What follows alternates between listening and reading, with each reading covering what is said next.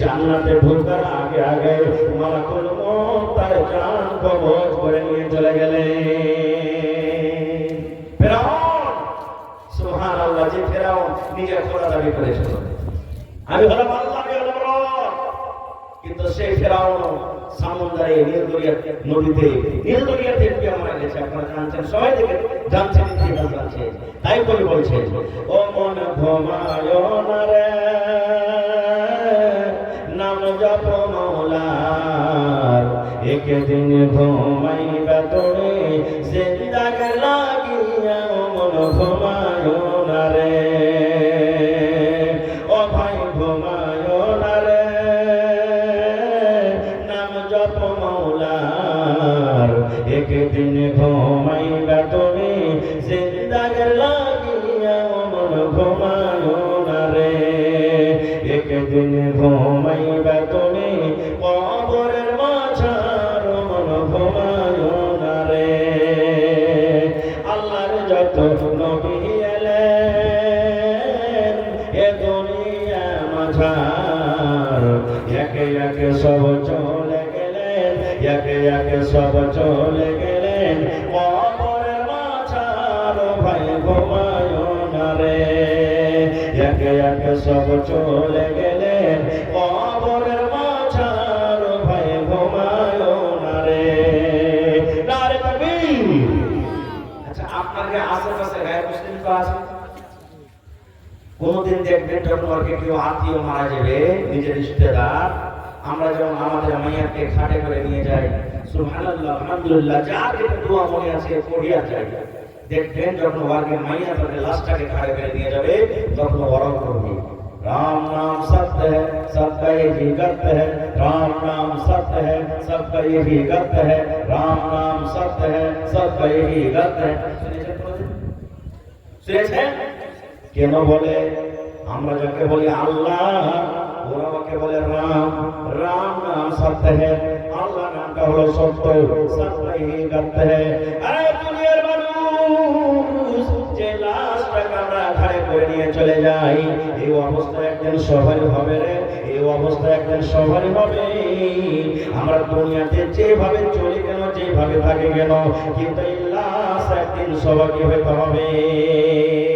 তারাও মানছে। কোনদিন শুনেছেন পুরকার রসুলের ভাইয়ের মুখ থেকে যে আমি মরবো না? শুনেছেন? কোনদিন আপনি এটা শুনতে পেলেন না? সবাই তাকে মানছে। একটা বুখারী শরীফের হাদিস আপনাদের সামনে তুলি। আমার আপনার যখন জান কবজ করা হবে, সময় হলে মালাকুল মউত আসবে, কবজ করে নিয়ে চলে যাবে। কিন্তু নবীদের যখন জান কবজ করা হয়, তাদের কাছে ইজাজত দেওয়া হয়, পারমিশন দেওয়া হয়, আপনার জান কবজ করতে এসেছে, আপনি কি রাজি আছেন? ঠিক এই মতো মালাকুল মউত মুসা নবীর কাছে এলেন। মুসা নবী এসে বলছেন যে আপনার জান কবজ করতে এসেছি, আপনার দুনিয়ার জীবন শেষ, হায়াত শেষ, আল্লাহর অর্ডার হয়েছে, আপনার জান কবজ করতে এসেছি। মুসা نحمده ونستعينه ونستغفره ونعوذ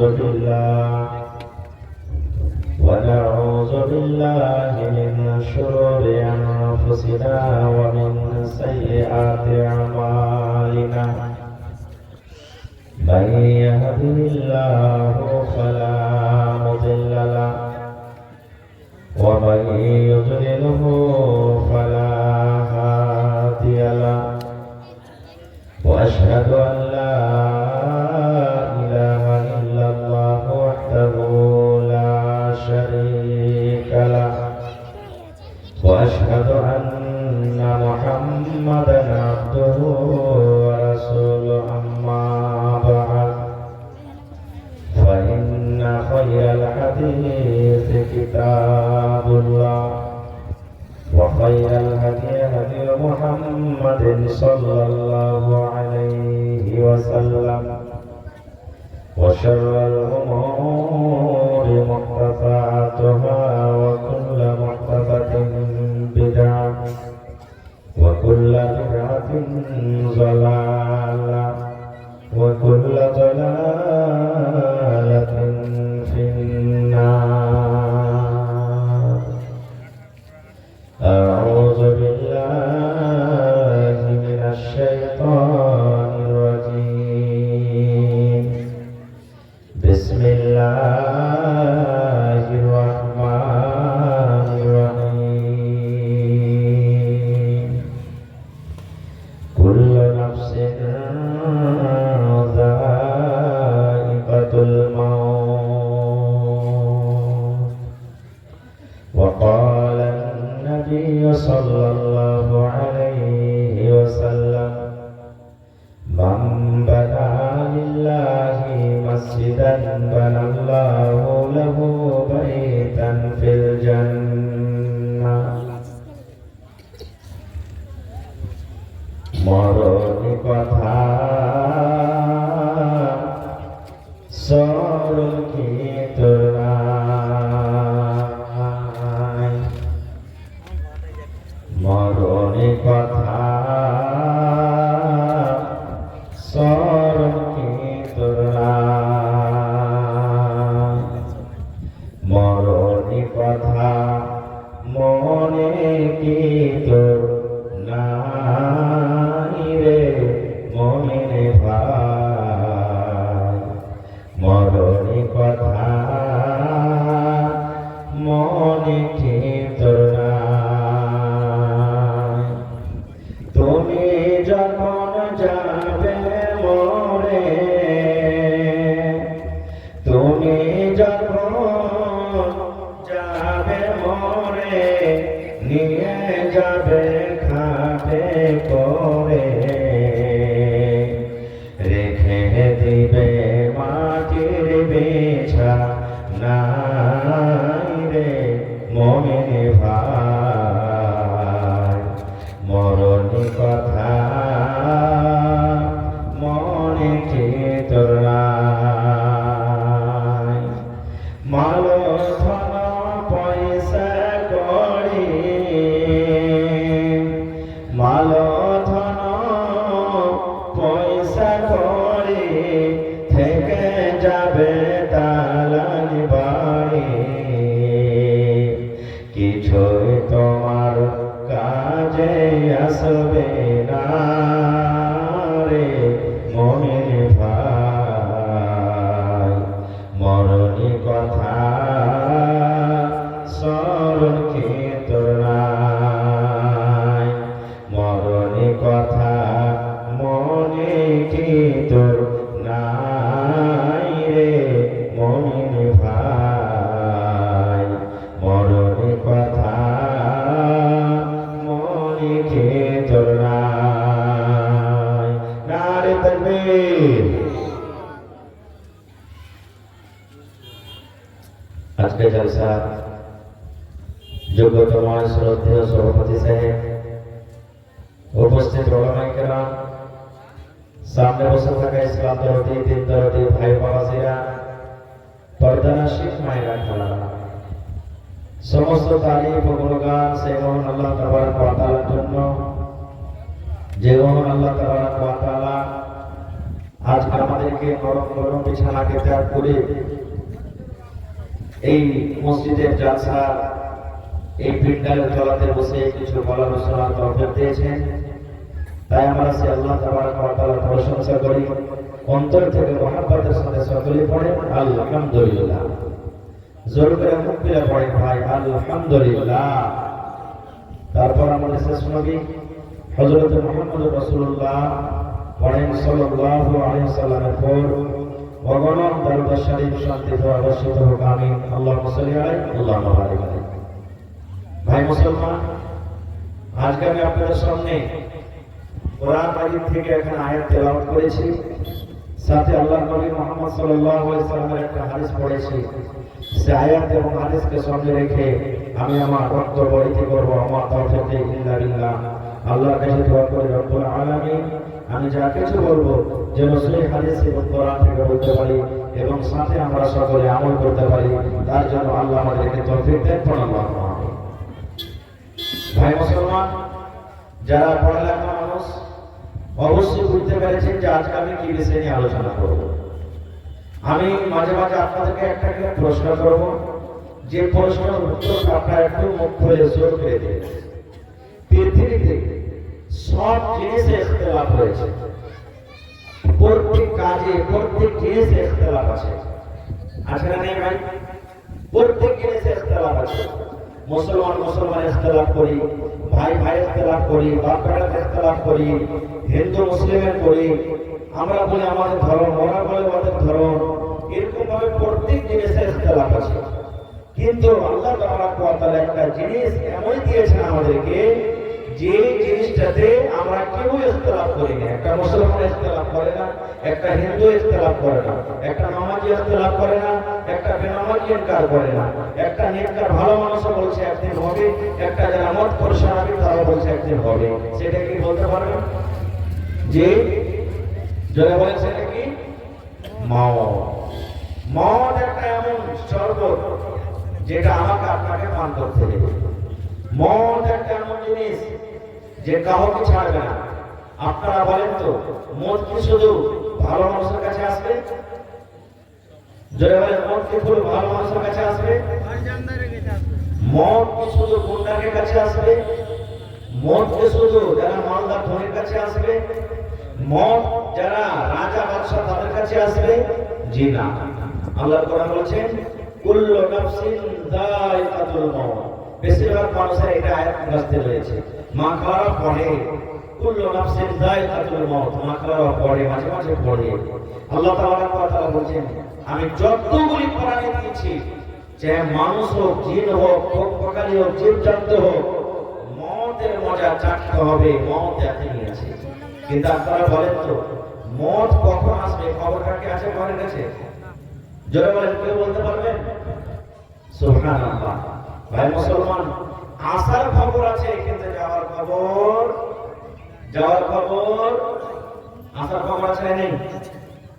আপনার আমার মায়ের পেটে, বিবির পেটে, বেটির পেটে সন্তান এসে গেছে, চলে যান আপনি হসপিটাল, আল্ট্রাসাউন্ড করেন, ডাক্তার সাহেব একটা অনুমান দিয়ে দিবে। আল্লাহ তাআলা মানুষকে এমন জ্ঞান বুদ্ধি দিয়েছে, এমন নসিব তৈরি হয়েছে, বলে যে অমুক তারিখের দিন হয়ে যাবে, বা অমুক মাসে এত তারিখ থেকে এত তারিখের মধ্যখানে হয়ে যাবে। বলতে পারে কি পারে না? কিন্তু যাওয়ার টাইম কি আছে? কেউ বলতে পারবে না, কেউ বলতে পারবে না। আল্লাহ তাআলা কোরআনে একটা সূরা আছে, সূরা লুকমান, সেই সূরাটাতে বলেন কি, হে দুনিয়ার মানুষ, আল্লাহ রাব্বুল আলামিন ওই সূরা লুকমানে 5টা কথা জিকির করেছেন, 5টা কথা বলেছেন। যে 5টা কথার খবর আল্লাহ কোন নবীকে দেননি, আল্লাহ রাব্বুল আলামিন কোন ফেরেশতাকে জানাননি। আল্লাহ রাব্বুল আলামিন নিজের কাছে সেই খবরটা রেখেছেন, সেই খবরটা আল্লাহ রাব্বুল আলামিন নিজের কাছে রেখেছেন। 5টা জিনিসের খবর আল্লাহর কাছে আছে, 5টা জিনিসের খবর মানুষ জানে না। তার মধ্যে একটা খবর হলো কি, মানুষ কোন জায়গাতে কিভাবে মরবে। আল্লাহ বলেন, দুনিয়ার মানুষ রে, এই খবর আমি আল্লাহ জানি, কোন মানুষ কিন্তু জানে না। ভাই আমার, মানুষ যদি জানতো আজকে আমি বাড়ি যাব, আজকে আমি কাঠিয়ার যাব, আজকে আমি পূর্ণিয়া কাজে চলে যাব, আমার রোড অ্যাক্সিডেন্টে মরে যাব, আমি গাড়িতে মরে যাব, আমি যেতে গেলে আমি অমুক জায়গাতে আমার মত হয়ে যাবে, বা রাস্তাতে আমাকে চলতে চলতে বদমাইশে মেরে দিবি, এই খবর যদি মানুষের কাছে থাকতো, হয়তো মানুষ ওই জায়গাতে যেত না। এই জন্য বলি বন্ধুরে, আসার খবর আছে, আসতো কখনই খবরটা হয়তো জেনে যায়। মা বলে আমার বাচ্চা 2 মাস পর হয়ে যাবে, আব্বা বলে আমার ছেলে কিংবা মেয়ে 1 মাস পর হয়ে যাবে, কিংবা দাদু দাদি নানা বলে আমার পোতা নাতিরা দুনিয়াতে আসবে। এই খবরটা মানুষ জানতে পারে, কিন্তু যখন যেতে হবে, যাওয়ার 1 সেকেন্ডেরও কোনো খবর মানুষ বলতে পারে না। পারে কি? আমার কাছে একটা বই আছে, সুনহেরি আমরা, ওই বইয়ের মধ্যে একটা ঘটনা লিখছেন আব্দুল মালিক মুজাহিদ। কি ঘটনা? ফিলিস্তিন যেখানে মসজিদ আকসা আছে, যেই মসজিদ আকসাতে আপনি একটা নামাজ পড়েন, আর এই সমস্ত মসজিদে যদি 1000 ওয়াক্তের নামাজ পড়েন, তো 1000 ওয়াক্তের নামাজ পড়ে জানে কি হবে? আল্লাহ মসজিদ আকসাতে একটা নামাজ পড়তে অতটা নিতে দান করবেন। ওই জায়গাতে, ওই দেশে, ফিলিস্তিনের মাটিতে সুলাইমান নবী বসে আছে। সুলাইমান নবীটাকে জানেন, যত দুনিয়াতে জিন, সমস্ত জিনকে নিজের কবজাতে রেখেছিলেন আল্লাহ এটা মুজিজা দিয়েছিলেন। সমস্ত জিন সুলাইমান নবীর তাবে ছিলেন। এই যে বাতাস চলছে, বাতাসকে যা বলতেন সুলাইমান নবীর কথা শুনতো। তো ভাই আমার, আমি ওদিকে যাব না। পৃথিবীতে যত জীবজন্তু, সমস্ত জীবজন্তু, মানুষ তো দূরের কথা, জীবজন্তুর কোন প্রকারের কথা সুলাইমান নবী বলতে পারতেন। সুলাইমান নবী একদিন বসে আছে, আজকে যেমন জালসা চলছে, সুলাইমান নবী বসে আছে, আর ওর পাঁজরে একটা লোক বসে আছে। হঠাৎ করে একটা লোক সুলাইমান নবীর কাছে এলেন, আসার পর বলছেন আসসালামু আলাইকুম। সুলাইমান নবী বলছেন ওয়ালাইকুম আসসালাম। এই সালাম কালাম করার পর লোকটা ওখান থেকে চলে গেলেন। এবার পাঁজরে সুলাইমান নবী যে লোকটা বসে আছে, ভালো করে শুনছেন, ওই লোকটা বলছে যে নবী সাহেব, এই লোকটাকে তো এলাকাতে কোনোদিন দেখিনি, কোনো গ্রামও আগে দেখিনি, কোনোদিন আসেনি আমাদের গ্রামে, আর লোকটা এলো সালাম করার পর চলে গেল, লোকটাকে চিনছেন এটা কে? তখন সুলাইমান নবী বলছেন যে আরে খাপা, এটা হলো মালাকুল মউত, আজরাইল ফেরেশতা, এটা মানুষের উপরে এসেছিল, সালাম কালাম করে চলে গেলেন। মউত বলে স্বাভাবিক হবে নাকি ভাই? আমিও চাচ্ছি যে 100 বছর বাঁচলে খুব ভালো, আপনিও চাইছেন। একটা বুড়া 80-90 বছর বয়সে গেছে, লাঠি নিয়ে টুক টুক টুক টুক করে হাঁটছে। পোতারা নাতিরা যদি মজা করে বলে সালা বুড়া তুই কতদিন বাঁচবি, আর তুই মর, দুনিয়া ছাড়, দুনিয়ার বোঝে আছিস, লাঠি থাকলে চালিয়ে দিবে, তুই আমাকে মরতে বলছিস, তুই মর, সবাই দুনিয়াতে বাঁচতে চাই। তখন সুলাইমান নবী বলছে এটা মালাকুল মউত, চলে গেল, এখন সালাম কালাম করে। তো ওই পাঞ্জরে যে লোকটা বসেছিল, ওর দিলে কিন্তু ডর হয়ে গেল। সুলাইমান নবী ওটা মালাকুল মউত মতে হ্যাঁ, বলছে এক কাজ করেন, আমি আর এটা সে থাকবো না। বলছে কেন? ওটা চিনে গেল, কখন এসে জান কবরকে নিয়ে চলে যাবে। তো কোনে যাবে তুমি? বলছে আমাকে ভারতে, হিন্দুস্তানের মাটিতে আমাকে পৌঁছে দেন, বাতাসকে কিংবা জিনেরাকে কহেন আমাকে ওই দেশে পৌঁছে দেন। ঠিক যখন থাকবে না, তা আল্লাহ রাব্বুল আলামিনের আদেশে বাতাসকে কিংবা জিনেরাকে হুকুম হলো যাও ভারতের মাটিতে পৌঁছে দাও। আধ ঘন্টা পর, কোন ঘন্টা পর বা 15 মিনিট পর আবার মালাকুল মউত চলে গেলেন কোথায়? ফিলিস্তিনের মাটিতে। যাওয়ার পর দেখছেন তো সুলাইমান নবী কিন্তু ওখানে একলে বসে আছে এখন। এবার তখন জিজ্ঞাসা করছেন সুলাইমান নবী, একটুখানি আগে যে আপনার পাঞ্জের লোকটাকে দেখুন তো, লোকটা কই? বলছে মালাকুল মউত, ওই লোকটা তো তোমার ডরে, তোমার ভয়ে কোন জায়গায় চলে গেল। এবার সুলাইমান নবী তখন বলছে ওরে সুবহানাল্লাহ, আল্লাহর লীলা কি, আল্লাহর বিধান কি? আল্লাহ রাব্বুল আলামিন আমাকে আদেশ করলেন, হে মালাকুল মউত, ওই ফিলিস্তিনের মাটিতে আমার নবী সুলাইমানের পাঞ্জরে যে লোকটা বসে আছে, এই লোকটার জীবনে মাত্র 15 মিনিট কিংবা 8 ঘন্টা সময় আছে। 8 ঘন্টা পর লোকটাকে, তোমাকে লোকটার জান কবজ করতে হবে। আর ওই লোকটার জান কোথায় কবজ করবে? ফিলিস্তিনের মাটিতে নয় রে, এই লোকটার জান কবজ করতে হবে তোমাকে হিন্দুস্তানের মাটিতে। আমি অবাক হয়ে গেলাম, রব্বুল আলামিন 10 দিন 15 দিন 20 দিনের রাস্তা, আল্লাহ জি ফিলিস্তিন থেকে যদি ভারত আসতে হয় 10 দিন 15 দিন 20 দিন লেগে যাবে, এত লম্বা রাস্তা। কিন্তু আল্লাহ আমার জীবনে তো মাত্র 15 মিনিট কিংবা 8 ঘন্টা সময় আছে। 8 ঘন্টা সময় আমি এই ফিলিস্তিনের মাটি থেকে লোকটা কখন হিন্দুস্তানে যাবে, আর ওইখানে গিয়ে আমি কখন তার জান কবজ করব, এই চিন্তা ভাবনা আমি করছিলাম। হে সুলাইমান নবী, ওই লোকটা জান কবজ করে আমি এখন আপনার কাছে এলাম দেখার জন্য যে আমি আপনার পাঞ্জরে যে লোকটাকে দেখে গেলাম, ওই লোকটার আমি জান কবজ করলাম কি লোকটা আপনার পাঞ্জরে বসে আছে, আমি দেখতে এলাম। তাই আল্লাহ কোরআন বলে আইনামা তাকুনু ইউদরিকুমুল মাউত ওয়ালাউ কুনতুম ফি বুরুজিন মুশাইয়াদা। আল্লাহ কোরআনে বলেন আইনামা তাকুন, তুমি দুনিয়ার যে কোনো জায়গাতে থাকো না কেন রে, তুমি যদি আকাশের উপরে চলে যাও, তুমি যদি সূর্যের উপরে চলে যাও, তুমি যদি চাঁদের উপরে চলে যাও, তুমি যদি মাটির তলাতে পানির তলাতে ঘর বানিয়ে দাও, আল্লাহ কোরআনে বলেন হে দুনিয়ার মানুষ, দুনিয়ার যে কোনো তুমি জায়গাতে চলে যাও, ইউদরিকুমুল মাউত, মওত তোমার কাছে যাবে, মওত তোমার সাথে সাক্ষাৎ করবে, মওত তোমার কাছে যাবে, মওত তোমার জান কবজ করে নিয়ে চলে যাবে। নারে তাকবীর! সাদ্দাত বাদশা একটা খুব বড় বাদশা, ওর দৌলতের কোনো কমি ছিল না তো। ও দুনিয়াতে জান্নাত তৈরি করেছিল। জান্নাত ও শুনেছে পড়েছে কিতাবে আল্লাহ জান্নাত দিবে, যারা আল্লাহ পূজা করবে, আল্লাহকে মানবে, আল্লাহকে জান্নাত দিবে। সুন্দর সুন্দর বেটি ছেলে পাওয়া যাবে জান্নাতে, ভালো ভালো ফল খেতে পাওয়া যাবে, সুন্দর সুন্দর বাড়ি ঘর দিবে। তখন দুনিয়াতে একটা জান্নাত তৈরি করেছিল, ওর নিজের জান্নাত খুব সুন্দর করে একটা মহল তৈরি করেছিল, সুন্দর সুন্দর বেটি ছেলে তৈরি করে রেখেছিল ঘরের ভিতরে। এবার যখন রেডি হয়ে গেল, খবর হলো এই সর্দার বাদশা আপনার জান্নাত রেডি হয়ে গেছে, চলেন দেখার জন্য। বন্ধুরে আমার, এবার সর্দার বাদশা খুব খুশির সাথে এবার হাঁটছে চলে যায়, আমি জান্নাত দেখবো, আজকে আমার জান্নাত রেডি হয়ে গেছে। আল্লাহ রাব্বুল আলামিন মালাকুল মউতকে বললেন, রে মালাকুল মউত,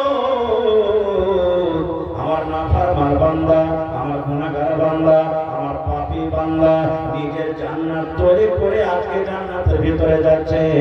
দুনিয়ার জান্নাত হতে গেল, দুনিয়ার জান্নাত রে মানুষের তৈরি করা হতে গেল, তার নাম তারা জান্নাত রেখেছে। হ্যাঁ মালাকুল মউত, এই বেঈমান এই শয়তান যেন নিজের জান্নাতের ভিতরে না ঢুকে। জান্নাতে ঢোকার আগে আগে তার জানখানা তুমি কিন্তু কবজ করে নাও।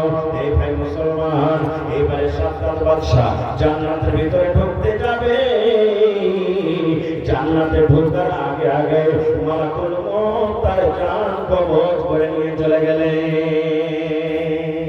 ফেরাউন, সুবহানাল্লাহ, যে ফেরাউন নিজের খোদা দাবি করেছিল, আমি হলাম আল্লাহ, আমি হলাম রব, কিন্তু সেই ফেরাউন সমুদ্রে নদীতে নীলদরিয়াতে ডুবে মারা গেছে। আপনারা জানছেন, সবাই থেকে জানছেন, ইতিহাস আছে।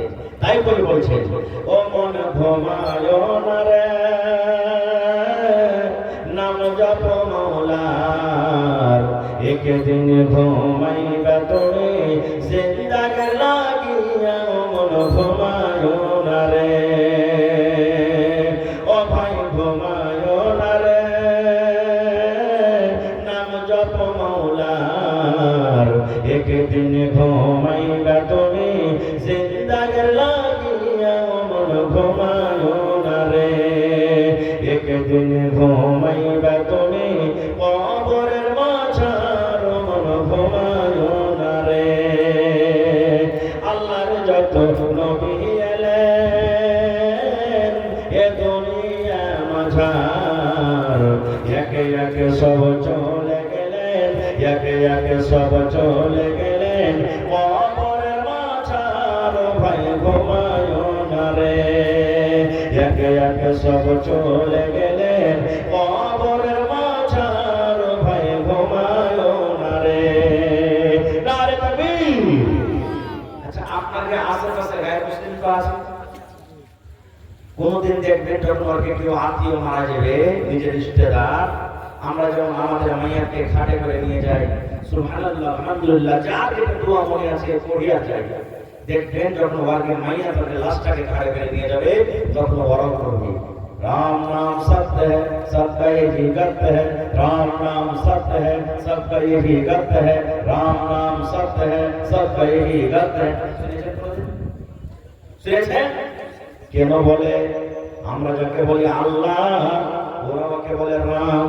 রাম নাম সত্য है, আল্লাহ নামটা হলো সত্য, সত্য ही गत है। আরে দুনিয়ার মানুষ যে লাশটাকে আমরা ঘাড়ে করে নিয়ে চলে যাই, এই অবস্থা একদিন সবারই হবে রে, এই অবস্থা একদিন সবারই হবে। আমরা দুনিয়াতে যেভাবে চলি কেন, যেভাবে থাকি কেন, কিন্তু এই লাশ একদিন সবাইকে হতে হবে। তারাও মানছে।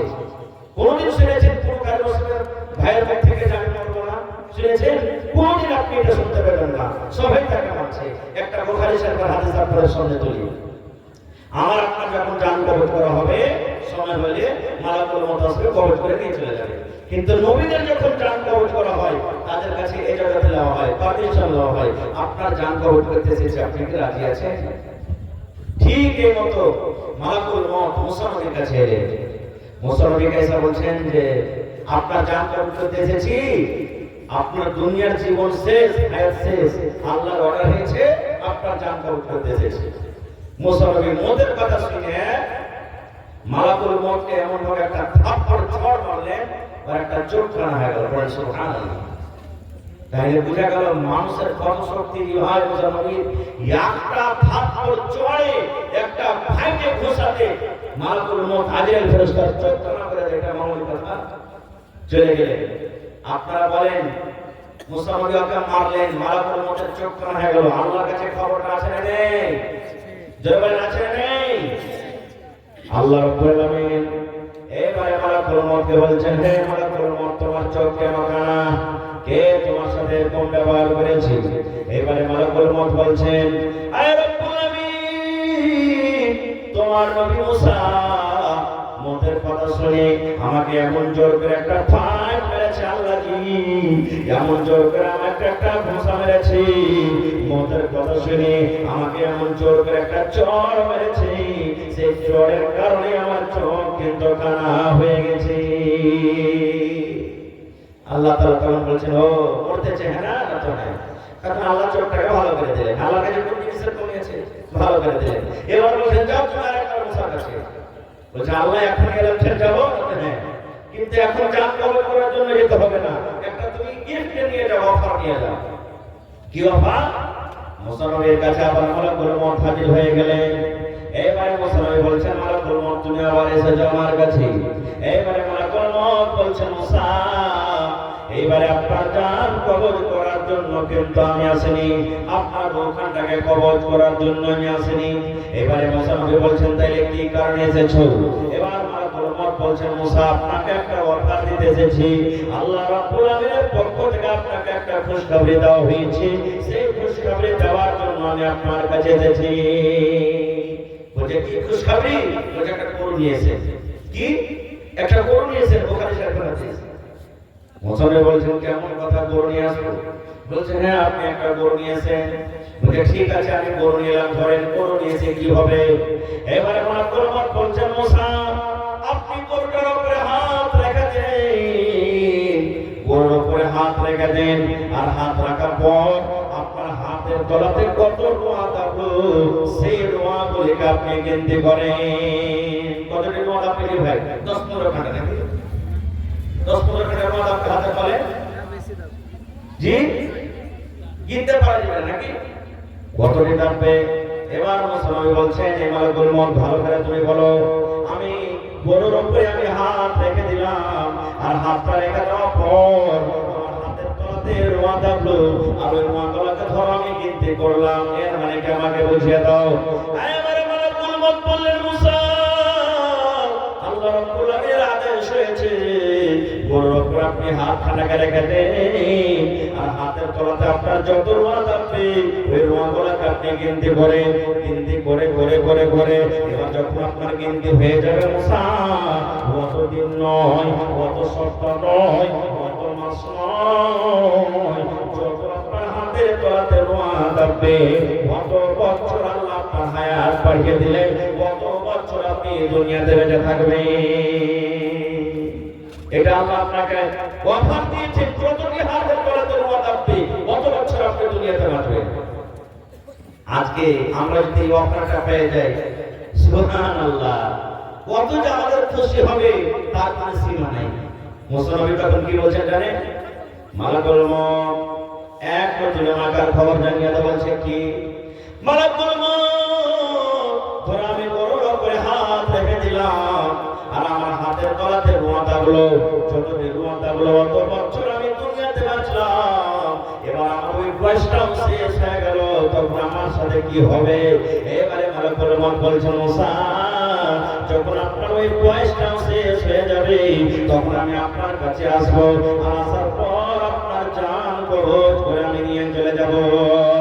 এইবারে মুসা বলছেন, মালাকুল মউত এত বছর বাঁচার পরও যখন আমাকে একদিন দুনিয়া ছাড়তে হবে, দুনিয়া থেকে আমি বাঁচতে পারবো না, এতদিন থাকার পরও যখন একদিন আমাকে দুনিয়া ছেড়ে যেতে হবে, এরকম আমার জীবনের দরকার নাই, দরকার নাই। এসো এসো তুমি আমার জান খানা কবজ করে নিয়ে চলে যাও। তাহলে দেখেন নবীরাও মউত থেকে বাঁচতে পারেনি, পেরেছে কি? এরকম অনেক ঘটনা আছে ভাই, আমি ঘটনার দিকে যাব না, একবার শর্টে দুটা ঘটনা আপনাদের সামনে বলবো। আমার কাছে একটা কিতাব আছে, গল্পের মাধ্যমে জ্ঞান। গল্প করতে গেলে জ্ঞান করবে, আমার আপনার নয় যে চায়ের দোকানে বসে গেলাম অমুক হাজি সাহেব এরকম, অমুক নবাবী এরকম, অমুক ডাক্তার এরকম, অমুক ঠিকাদার এরকম, এই ব্যাপারে শুধু আমরা বদনাম গাই, এরকম নয়। কিছু গল্প আছে, ওই গল্প করতে গেলে গান করবে। কি গল্প জানেন? বইটাতে লিখছে যে একটা রাজা ছিল, খুবই আল্লাহওয়ালা নেককার দিনদার, তবু ওই রাজার কিন্তু ইবাদত বান্দিগি করে মনে শান্তি আসতে পারত। একদিন নিজের রাজা নিজের গদিতে সিংহাসনে বসে আছে, আর একটা ফকির চাইতে চাইতে তার দরবারে এসে হাজির হয়ে গেছে। ভালো করে শুনবেন ঘটনাটা। এবারে তোমার রাজা বলছেন, এই বেটা ফকির এখানে শোনো। বলছে, কি হুজুর, কি জাহাপনা? বলছে যে আমি ইবাদত বান্দিগি করে আমার জীবনে সুখ শান্তি আসে না, আমি কোথা থেকে বাঁচবো, কেমন করে আল্লাহর দোয়া আমার ভিতরে কেমন করে আসবে? তুমি আমাকে কোন একটা মন্ত্র, কোন একটা দোয়া, কোন একটা কিছু দিয়ে যাও, যাতে আমি ওটাকে স্মরণ করে মন থেকে ভয় করতে পারি, আল্লাহকে দেখে ডরাইতে পারি, জাহান্নাম থেকে যেন বাঁচতে পারি। তখন ফকির বাবা চিন্তা করে বলছেন যে হুজুর, আপনাকে একটা আমি কাজ দিচ্ছি, মন্ত্র দিচ্ছি, যদি আপনি ওটাকে যদি মনে রাখেন, পড়েন, তাহলে ইনশাআল্লাহ আপনার আল্লাহকে দেখে ভয় হবে। বলছে কি? বলছে প্রত্যেক দিন আপনি মওতকে দেখে কি করবেন? স্মরণ করবেন, ভয় করবেন, যে একদিন মরতে হবে। তখন রাজা বলছে, এটাই কথা, একদিন মরতে হবে। বলছে ঠিক আছে। মন ধরে আমার রাজা প্রত্যেক দিন মাঝে মাঝে বলে একদিন মরতে হবে, একদিন মরতে হবে, একদিন মরতে হবে। প্রত্যেক দিন 2 বার 3 বার 5 বার 10 বার করে দিনে দিনে বলে একদিন, বলেন একদিন, একদিন মরতে হবে। এক মাস কেটে গেল, কিন্তু রাজার ভিতরে পরিবর্তন এলো না। বর্তমানে আমাকে কোন মন্ত্র দিয়ে গেল, একদিন মরতে হবে, কিছু বুঝতে পারি না। ফুল বেটা ফকির মনে চলে গেল, আমাকে এত কষ্ট দিয়েছে, 1 মাস ধরে নিয়ে ওকে ফাঁসি দেবো। খুঁজতে খুঁজতে ফকিরকে তো খুঁজে পেয়েছে, বাদশার দরবারে হাজির করে দিলে। এবার বাদশা বলছে, এই বেটা ফকির, তোকে যে আমি বলেছি তুই আমাকে এমন মন্ত্র দিয়ে যাতে আল্লাহকে দেখে ভয় করতে পারি, আপনি কেমন মন্ত্র দিয়ে গেলি? 1 মাস থেকে পড়ছি, আমার ভিতরে কিচ্ছু মনে আসে না, আর কিচ্ছু পরিবর্তন হলো না, বদলিল না। তোকে কালকে সকাল 7টার সময় ফাঁসি দেব। ফকির বলছে, হুজুর মাফ করে দেন আপনি আমাকে, আমি গরিব মানুষ, ভিক্ষা করে খাই, আমার ছেলে মেয়ে আছে, আপনি আমাকে মাফ করে দেন। বলছে, না, তুই যে কষ্ট দিয়েছিস আমাকে, কালকে সকালে তোকে কি করা হবে? ফাঁসি দেওয়া হবে। এবার রাজা বলছে যে এক কাজ কর, তুই তো সকালে মরে যাবি, আর এখন মোটামুটি দিন 9টা বাজছে, তো তোর আখরি যদি কোনো খাইশ থাকে বল, ওটা পুরা করা হবে, কিন্তু মত ছাড়া। মত তো তোর হবে, ফাঁসি হবে, এটা ছাড়া তোর যদি কোনো আখরি খাইশ থাকে তো পুরা করা হবে। তখন ফকির বলছে, হুজুর, আপনি আমার সাথে ওয়াদা করছেন যে মত ছাড়া আপনি আপনারকে আরমানকে পুরা করবেন? বলছে, হ্যাঁ, পুরা করা হবে, তুই ছেড়ে দেয়। বলছে, হাতে হাতে সাফ করে। বলছে, ঠিক আছে। এবারে তখন ফকির বলছেন, হুজুর, আমার জীবনের একটা আরমান আছে। বলছে, কি আরমান? আজকে 9টার সময় হয়ে গেল, বেলা সকাল 9টা হয়ে গেল, কালকে সকাল 7টাতে আমাকে ফাঁসি হয়ে যাবে। এখন সকাল 9টা থেকে নিয়ে কালকে 7টা পর্যন্ত আমি রাজা হব, আপনার এই কুরসিতে আমি বসবো, আপনার তাজটা আমার মাথাতে দিতে হবে, আর আমার মতন গরিব কিন্তু আপনি হয়ে যাবেন, আমার মতন ফকির কিন্তু আপনাকে হতে হবে। এটা হলো আমার কি আখেরি খাহিশ।